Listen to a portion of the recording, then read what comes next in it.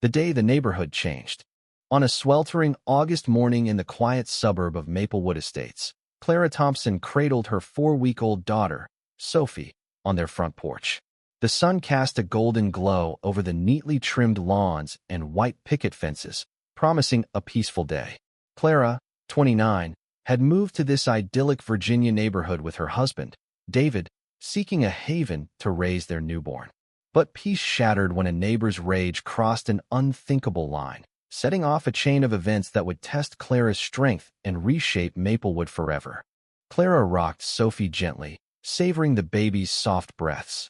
The couple had bought their cozy colonial home 8 months ago, drawn to the community's charm and promises of neighborly warmth. But not everyone welcomed them with open arms. Margaret Ellison, 55, the iron-fisted president of the Maplewood Homeowners Association, ruled the neighborhood like her personal fiefdom. Known for her sharp tongue and obsession with rules, Margaret made residents tremble with her icy glares and relentless fines. That morning, Margaret stormed across the street, her loafers clicking on the pavement. "Your recycling bin's still out, Clara," she barked, pointing at the blue bin by the curb. Clara, exhausted from sleepless nights with Sophie, had forgotten to drag it back after the truck passed. "I'm sorry, Margaret," she said softly. "I'll get it now." Margaret's eyes narrowed. "This isn't a trailer park. We have standards. New mothers like you think you can slack off." Her voice dripped with disdain. Clara's stomach tightened, but she held Sophie closer, trying to stay calm. "I said I'll handle it," she replied, her tone firm but polite. Margaret stepped closer, her face twisting. "And that baby's wailing keeps everyone up. Can't you control her?" Clara's heart pounded. How dare this woman attack her daughter? "Don't talk about Sophie," she snapped, her voice quivering. Margaret smirked. "Or what? You'll cry? Maybe motherhood's too much for you." Tears stung Clara's eyes, but she refused to break. She turned to head inside, but Margaret grabbed her arm, yanking her back. "I'm not done," she shouted. The jolt made Clara stumble, waking Sophie, who began to cry. As Clara struggled to free herself, Margaret's hand clamped onto Sophie's tiny neck. The baby's cries turned to choked gasps, her face reddening. "Get off my baby!" Clara screamed, wrenching Sophie away. She clutched her daughter, checking her neck with trembling hands. Sophie coughed weakly, struggling to breathe. Time froze as Clara's world narrowed to her daughter's fragile form. Neighbors emerged, drawn by the commotion. Elderly Mr. Harper, who lived next door, dialed 911, his voice shaking as he described the scene.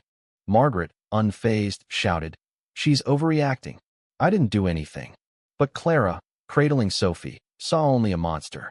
Within minutes, police sirens pierced the air. 2 officers approached, one ordering Margaret to step back. "She choked my baby," Clara sobbed, tears streaming.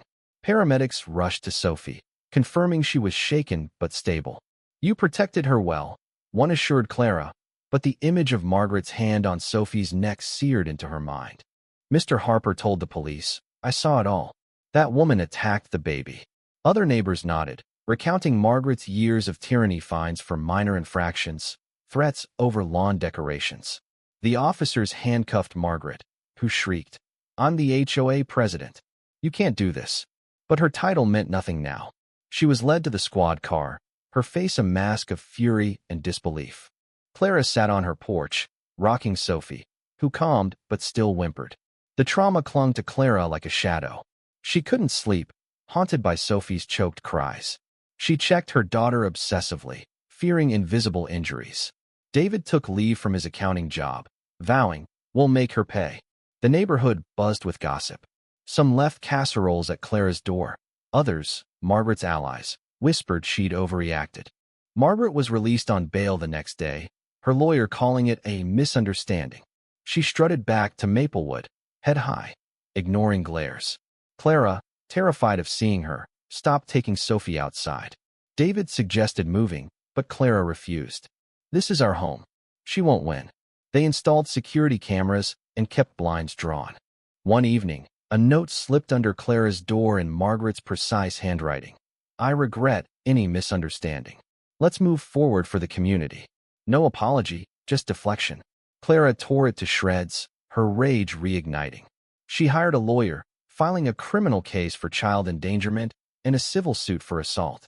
Neighbors shared stories of Margaret's cruelty, finding a widow for unpruned shrubs and threatening to report a family's noisy toddler to social services. Mr. Harper revealed Margaret's past move to Maplewood after a bitter divorce, childless despite years of trying. "She's jealous of young mothers," he said. Clara felt a flicker of pity, but it vanished. "She hurt my baby. That's unforgivable." Clara launched a blog, Maplewood's Truth, detailing Margaret's attack and history of bullying. It spread like wildfire, picked up by local news. Margaret became the baby choker, hounded by strangers.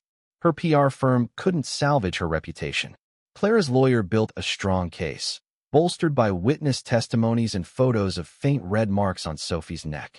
The trial, 3 months later, packed the courtroom with reporters and neighbors. Clara testified, her voice breaking as she described Sophie's gasps. The jury wept. Margaret's lawyer claimed it was an accident, but Mr. Harper's steady account and other stories of her abuse dismantled her defense. Margaret, on the stand, faltered, insisting, "I was upholding order." Her lack of remorse sealed her fate. After 2 hours, the jury found her guilty. Margaret received 6 months in jail, 3 years probation, and a $50,000 fine. The civil suit awarded Clara $250,000. As Margaret was led away, she glared at Clara, but Clara felt only triumph. She continued her blog, ensuring Margaret's name was synonymous with shame. Neighbors ousted Margaret from the HOA, electing a kind retiree who prioritized community over control. Margaret's pristine home decayed overgrown weeds and peeling paint. Clara posted photos and captioned, "The bully's empire crumbles." Some called her vindictive, but Clara saw justice. 6 months later, Margaret's sister, Laura, visited Clara, pleading, Margaret's broken jobless, losing her home, in therapy. She shared Margaret's past, a decade of failed fertility treatments, and a husband who left her. "She envied you," Laura said, handing Clara a letter. Margaret's words stunned Clara. "I'm sorry. My jealousy hurt your innocent child. I'll never forgive myself." Clara felt a void where rage once burned. She began questioning her vengeance. David noticed her unease. "She deserved it," he said. But Clara wondered if she'd become consumed by hate. Quoting Mr. Harper, she mused, "Anger's like poison, you drink it, hoping they die." Clara halted further lawsuits and deleted her blog, writing, "Justice is done. We're moving on." Some followers protested, but Clara craved peace. Sophie, now a joyful toddler, played unaware of that dark day. Maplewood flourished under new leadership, with block parties and vibrant gardens defying Margaret's old rules. Clara founded a support group for bullied mothers, turning her pain into purpose. 2 years later, Clara saw Margaret at a grocery store, frail and gray, buying meager essentials. "How's Sophie?" Margaret asked, voice trembling. "Happy and healthy," Clara replied. Margaret's eyes welled. "I hate myself for what I did." Clara felt pity, not satisfaction. Margaret revealed she was leaving Maplewood, unable to face her past. "I'm sorry," she whispered, walking away. Clara told David, who softened. She made her choices. Clara nodded, realizing revenge had cost her, too.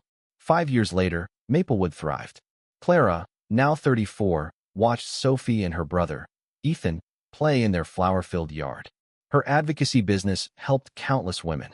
Margaret had vanished, and her house was sold to a young family. Mr. Harper, now 85, told Clara, "You fought like a mother, but stopped like a wise woman." Clara had sought justice, not just revenge. She protected her family and rebuilt her community, stronger and kinder. The pain of that August day lingered, but it no longer defined her. She'd learned strength didn't require cruelty, and forgiveness was for herself, not Margaret. What do you think about Clara's journey? Was her pursuit of justice fair, or did her revenge go too far? Share your thoughts in the comments below. How should we handle violence and injustice in our communities? Your perspective matters.